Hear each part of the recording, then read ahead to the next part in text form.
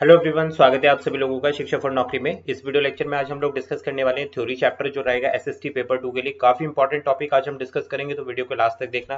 देखो भाई, जो टॉपिक रहने वाला है वो रहेगा हमारे पास रिवर सिस्टम ऑफ इंडिया। आपने प्रीवियस ईयर की क्वेश्चन पेपर अगर आपने देखे होंगे एसएसटी के लिए, यू टेट उत्तराखंड टेट के, तो उसमें आपने ऑब्जर्व किया होगा कि इस टॉपिक से काफी सारे क्वेश्चन अलग अलग पेपर में पूछे गए हैं।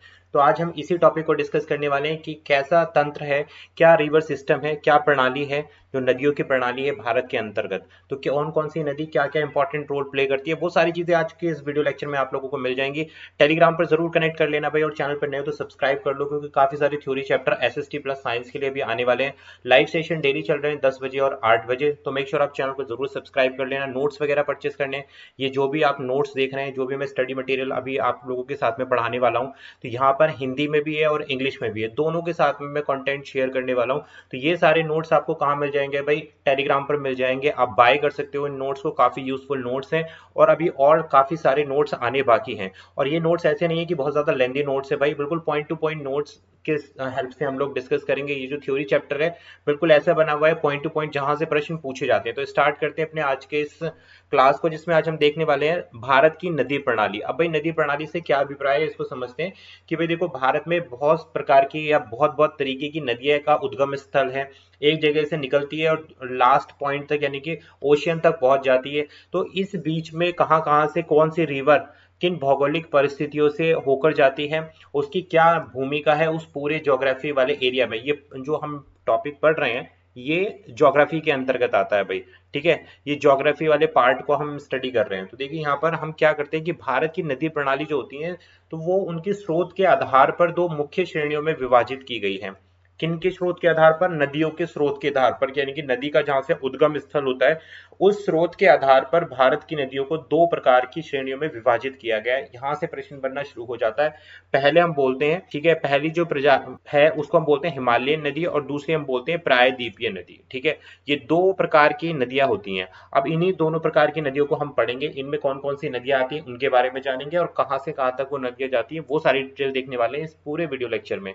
तो भाई लास्ट तक देखो, मिस मत करो, क्योंकि यहाँ पे मैं बहुत ही इजी लैंग्वेज में, बहुत इजी लैंग्वेज की थ्योरी चैप्टर्स हैं ये, और जहां से आपको एक ही बार में चीजें क्लियर हो जाएंगी। अब हमें समझना है कि हिमालयन नदी क्या होती है और प्रायद्वीपीय नदियां क्या होती हैं, इनको समझना है। तो पहले सबसे पहले हम देख लेते हैं हिमालयन नदी प्रणाली किसे कहते हैं।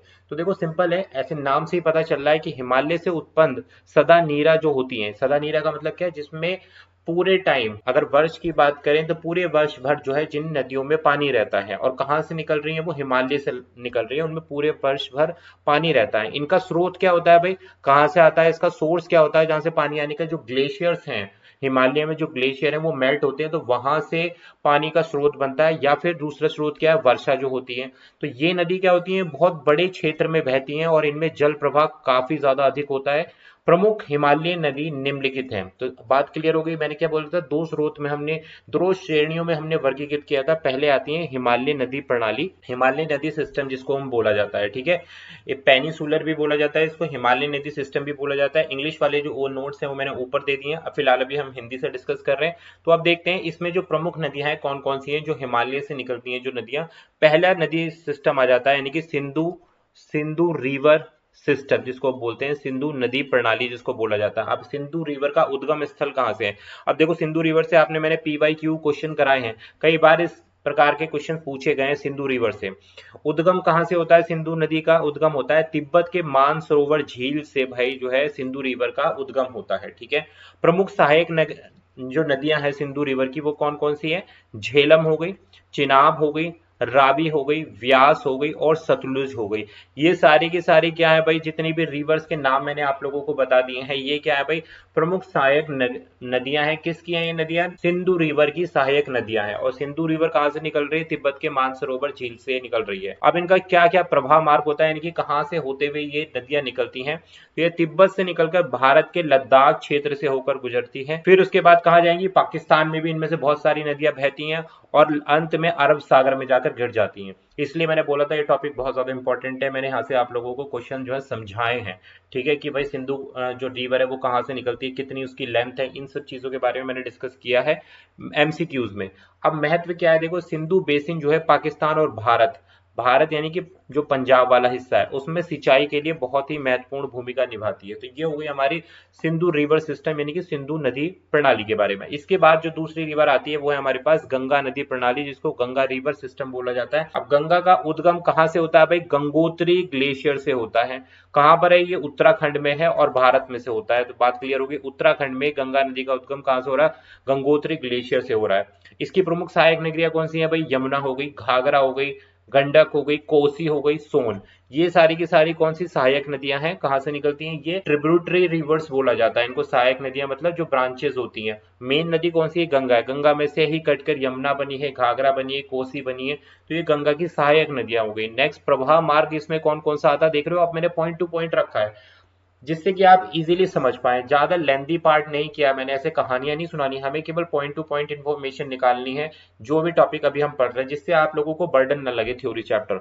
इनका प्रवाह मार्ग क्या है गंगा रिवर का? उत्तर से, ये भारत के उत्तर से निकलती है और बंगाल से होकर दक्षिण पूर्व की ओर बहती है और ब्रह्मपुत्र के साथ मिलकर विश्व का सबसे बड़ा डेल्टा कौन सा है भाई? सुंदरबन डेल्टा जो है उसका निर्माण करती है, जो बंगाल की खाड़ी में गिरता है जाकर। क्लियर हो गई? तो काफी सारा यहाँ से आपको इन्फॉर्मेशन मिल चुका है कि भाई गंगा जो है उत्तर भारत और बांग्लादेश से होकर दक्षिण पूर्व की ओर बहती है और ब्रह्मपुत्र के साथ मिलकर सबसे बड़ा क्या बना रही है? डेल्टा बनाती है, सुंदरबन, जो बंगाल की खाड़ी में गिरती है। और इसका धार्मिक महत्व गंगा रिवर का बहुत ज्यादा है, हमारी होली रिवर है। गंगा को हिंदू धर्म में पवित्र रिवर माना जाता है और वाराणसी जैसे कई धर्मों धार्मिक शहरों में इसके किनारे भी क्या है भाई? बसे हुए हैं। आर्थिक महत्व क्या है?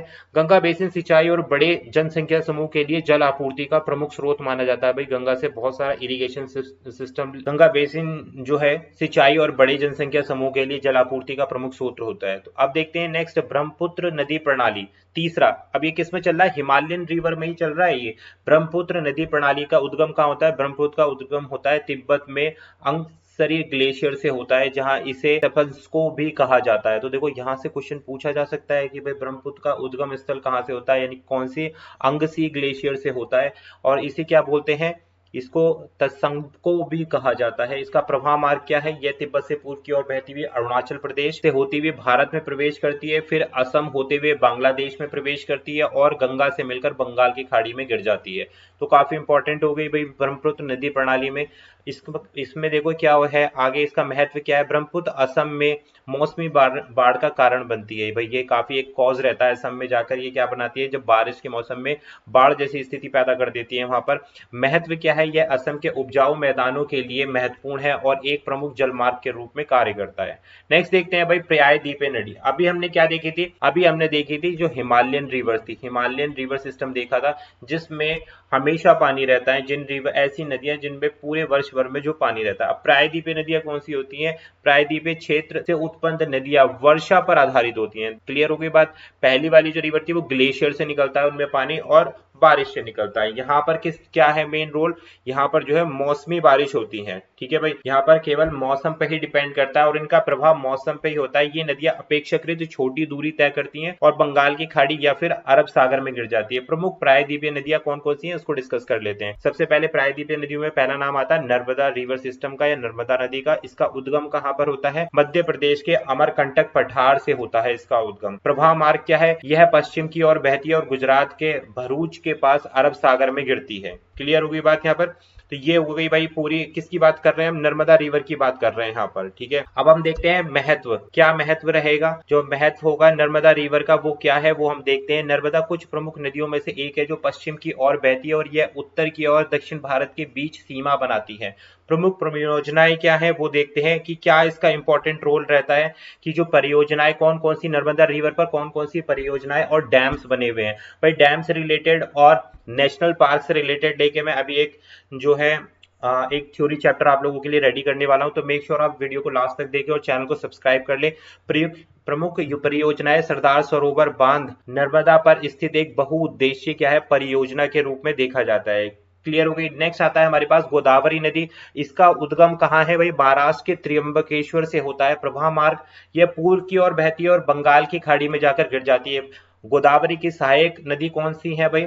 पूर्णा, मंजिरा या इंद्रावती, ये सारी की सारी क्या है भाई? सहायक नदियां हैं। इसका महत्व क्या है? दक्षिण की गंगा कहा जाता है गोदावरी रिवर को। यह दक्षिण भारत की सबसे लंबी नदी है और सिंचाई के लिए अत्यंत महत्वपूर्ण है। नेक्स्ट इसी में आता है कृष्णा रिवर। अब कृष्णा रिवर के बारे में जानते हैं भाई। इसका उद्गम जो स्थल है कृष्णा रिवर का, वो महाराष्ट्र से स्टार्ट होता है। महाराष्ट्र के महाबलेश्वर से उद्गम होती है कृष्णा रिवर, ठीक है।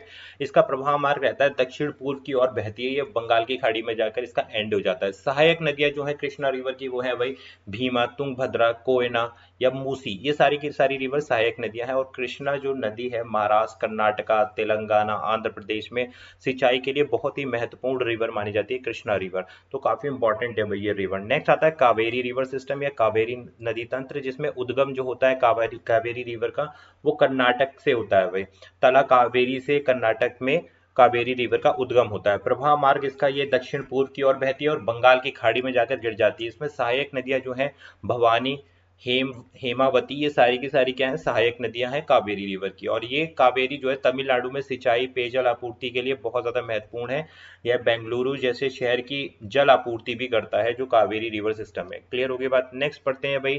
थर्ड जो पॉइंट आता है हमारे पास, नदी प्रदूषण और संरक्षण। ये काफी इंपॉर्टेंट है भाई। जो प्रदूषण होता है नदियों में उसको हम किस तरीके से रोक सकते हैं, कि भारत में जितनी भी नदियां हैं, विशेषकर जो गंगा हुई, यमुना हुई, औद्योगिक कचरे से ये इनके सीवेज जितने भी ट्रीटमेंट्स होते हैं, सीवेज आता है और धार्मिक गतिविधियों से बहुत ज्यादा क्या हो रही है भाई, ये गंदी हो रही है। तो इन्हें हमें बचाना है, क्योंकि आपको पता है रिवर जो है पीने के पानी के लिए, सिंचाई के पानी के लिए बहुत ज्यादा इंपॉर्टेंट है। संरक्षण का प्रयास करना है। स्वच्छ गंगा मिशन और अन्य सफाई योजनाएं जो है प्रमुख नदियों की स्वच्छता को बहाल करने के लिए बनाई गई हैं।